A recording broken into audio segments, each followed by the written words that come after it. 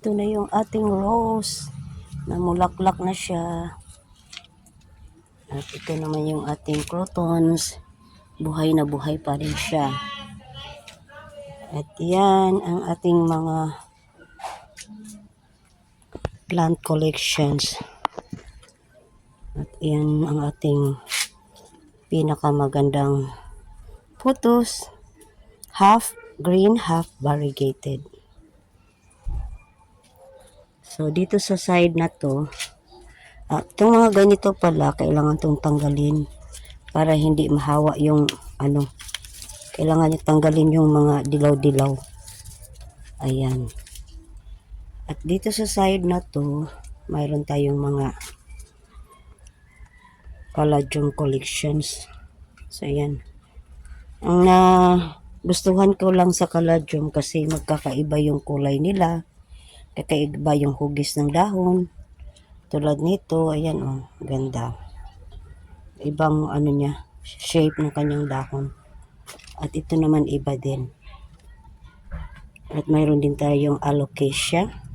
Ayan. Nakita ko to sa isang plant lover. Nag-vlog siya. Ang tawag daw dito, pazola. Pero alocasia to siya, guys. Dami siyang ganito, iba't ibang klase. Pero sa akin, iyaan lang at saka itong mayroon akong variegated. Nasaan na ba yun? Ayan, tingnan natin dito banda. Ito. Ito yung ating alocasia na variegated. Rare na rare siya kasi tingnan mo naman yung details ng kanyang dahon. Diba? Compare dito sa isa na plain lang talaga siya. Ito, plain lang talaga yung niya dahon. Plain na green. At ito yung pinakagusto ko rin kasi yung details ng dahon niya, kitang-kita talaga siya. At ito naman yung ating duty. Na dead yung iba, guys, pero ang nakakaganda lang kasi mayroon na siyang sumisibol. Ayan, nakita nyo. Hindi ba? Hindi talaga siya na-dead totally. Marami siyang bagong sibol, 3. Ayan. At ito na yung ating dragon skin pala ang nito.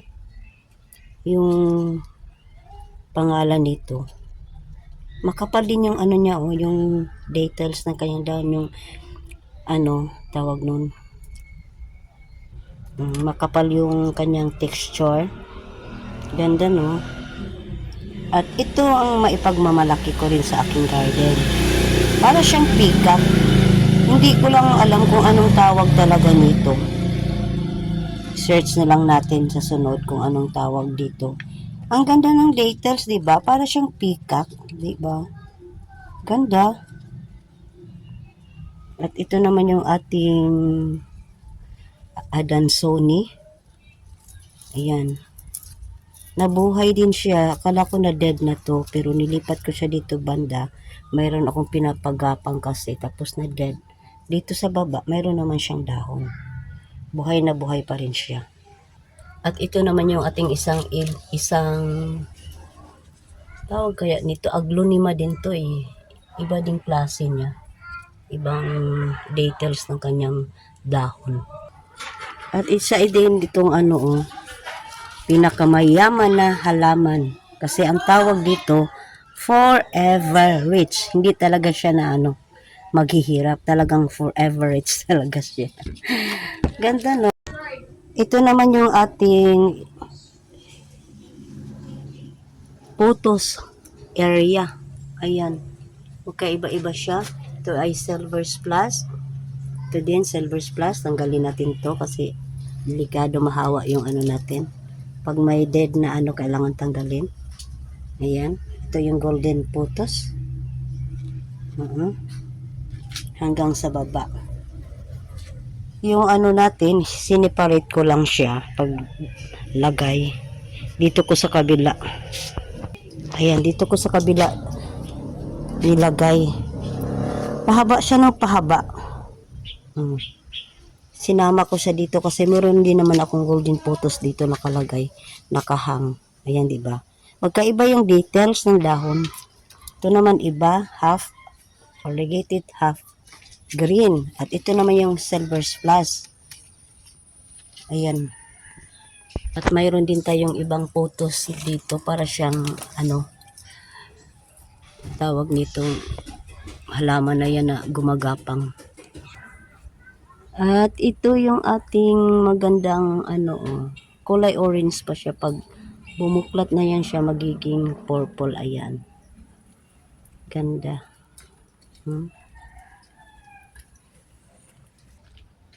Ito yung ating napakaraming flowers na bumukadkad. Kulay purple. Nasa ibabaw siya ng ating Picus picus rubber plant. Ayan. Kala mo bulaklak ng picus or picus. Pero hindi. Ibang to Kasi tingnan yung dahon Ganda. Dahon iba siya. Ayan ang namulaklak. Hindi yung ito. At ito yung ating maganda na crotons. Matagal na to guys. Pero buhay na buhay pa rin siya. Ito na lang nag-iisa ng crotons na nabubuhay. Yung yellow na binili ko, sana hindi yun ma-dead. Maganda din yun, yung kulay yellow. At ito yung ating money tree. Ang haba na niya. Matangkad na sa akin. Matangkad pa sa akin. Hila pag Bisaya, magtagalog. At ito yung ating snake plant. Super lago, super ganda. At mayroon din tayong philodendron.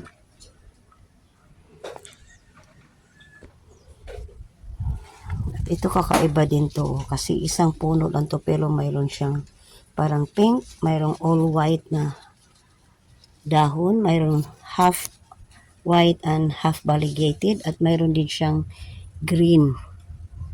Pero iisang puno lang yan guys. Kaya lang ang lang dito, lagi siyang inuuod.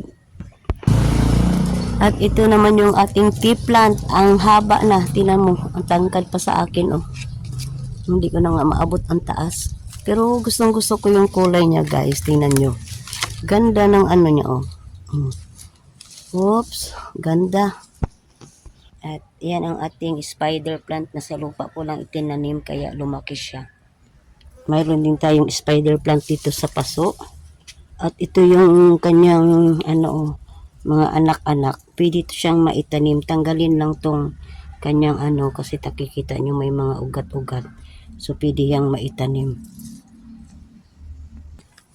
At itong na to, tea plant din to Dracaena tawag doon. Ganda din, di ba? Spike siya. Ito ang kulay green at saka white. Mayroon din tayong kulay red at saka pink. Ayan, ito yung ating kulay pink at saka kulay pink pala, hindi pala kulay red. Pink at saka green. At syempre, mayroon din tayong butterfly plant. Tingnan nyo yung bulaklak niya, ang ganda. Ito yung butterfly plant guys. Tingnan nyo kasi para talaga siyang ang hugis niya, siya, parang siyang butterfly, diba? Kaya tinatawag na butterfly. At itong ating Song of India, marami tayong ganito. Ganda din ng details ng kanyang dahon. At mayroon din tayong pine tree. Lumaki na siya talaga. Ayan. Ang haba na. At ito din yung ating pinakamalaking dahon. Pinaka-rhina sa garden. Yung tinatawag nila na badyang. Para siyang gabi-gabi. Tinan mo. Ang laki ng dahon. Ayan. Ilang to. Multiply yung kamay ko. 1, 2, 3, 4, 5, 6. Parang 10 kamay ko. Sa laki ng dahon niya. Yan po ay badyang. Gabi-gabi. At ito naman pag namulaklak to, ang ganda din ng kulay. Na-i-vlog ko na to yung pag ng bulaklak niya. Ang ganda ng kulay orange. At ito yung ating begonia. May bulaklak din siya. Yan. At nandito naman yung ating ibang klaseng alocasia, 'di ba? Ay aglonema. Sorry guys, aglonema ang tawag nito. Iba din ang details na kanyang dahon. Ito din, isa din itong aglonema. Ganda din ang details na kanyang dahon. Mayroon siyang white, tsaka may green. Yung isa may kulay pink. So, yan na po ang ating garden tour. Ito yung ating simpleng garden. Masarap din magtambay dito sa labas, lalo na pag makulimlim lang araw, ang panahon. Ngayon medyo mainit pero okay naman kasi medyo mahangin-hangin. Kaya masarap din magtambay dito. So yan guys ang ating munting paraiso. Sarap ng buhay probinsya kasi maaliwalas, tahimik. Kikita mo puro green sa paligid. Kahit simple lang pero nakakawala sa stress yung mga halaman pag nakikita mo namumulaklak. Halos lahat siya. O, tingnan nyo. Mayroong dumaan na airplane. Ayun kung nakikita nyo ba. So, yun guys ang ating garden tour. Garden update. Yun lang ang maipagmalaki ko guys. Ito lang talaga ang aking libangan araw-araw. Nakakakaano pag nakikita mo silang malago. Ganda yung kulay, iba't ibang kulay, bawat dahon, iba't ibang details. Ayan. Ayan guys, and thank you for watching. Bye-bye. Have a good day.